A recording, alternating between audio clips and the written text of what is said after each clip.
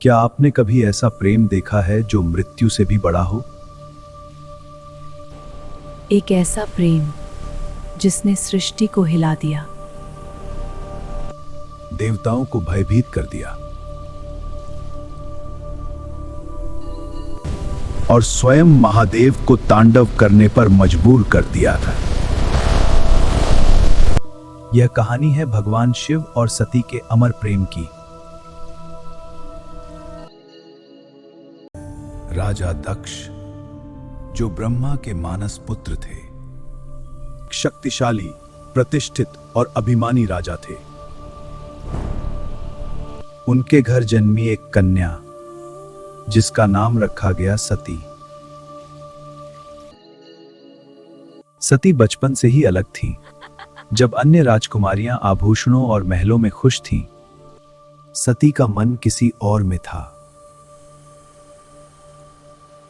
तभी वह घंटों ध्यान में बैठ जाती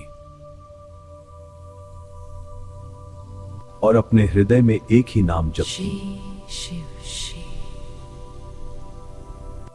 उन्हें लगता था कि उनका जीवन केवल एक उद्देश्य के लिए है, महादेव को प्राप्त करना। जब सती विवाह योग्य हुई,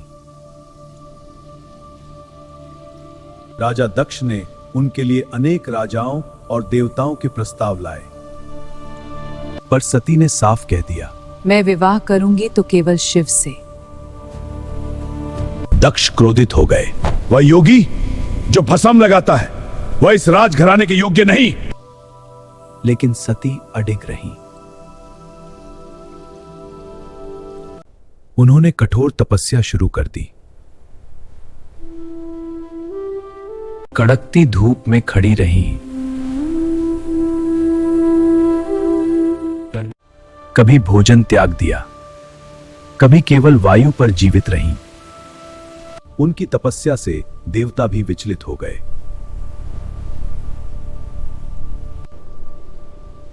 अंततः शिव प्रकट हुए।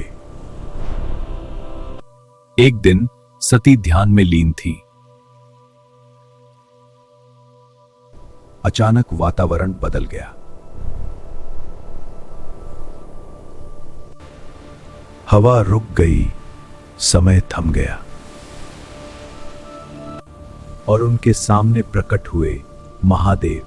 सती, तुम्हारा प्रेम शुद्ध है। सृष्टि में उत्सव छा गया। शिव और सती का विवाह हुआ।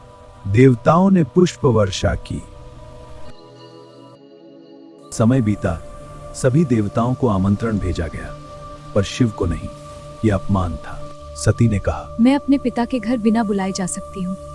पर सती का हृदय बेटी का था। जहां अपमान हो वहां जाना उचित नहीं। वह यज्ञ में पहुंची।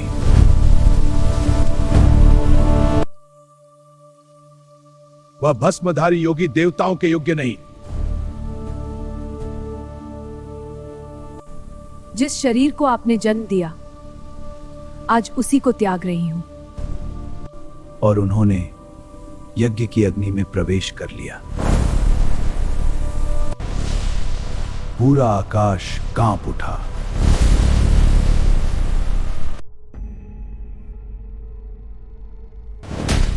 उन्होंने वीरभद्र को उत्पन्न किया। यज्ञ। जब शिव को यह समाचार मिला, पर वह दुख क्रोध में बदल गया। फिर शिव सती के शरीर को लेकर तांडव करने लगे। धरती हिल गई। देवता भयभीत हो गए। विष्णु ने सुदर्शन चक्र से सती के शरीर को शांत हो सके। जहां जहां उनके अंग गिरे, वहां शक्ति पैदा रहे।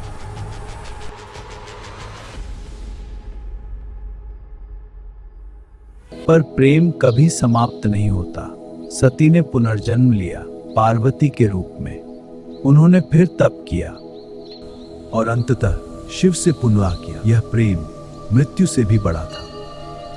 शिव और सती की कथा हमें सिखाती है, सच्चा प्रेम मृत्यु से भी परे होता है और सच्चा प्रेम कभी समाप्त नहीं होता।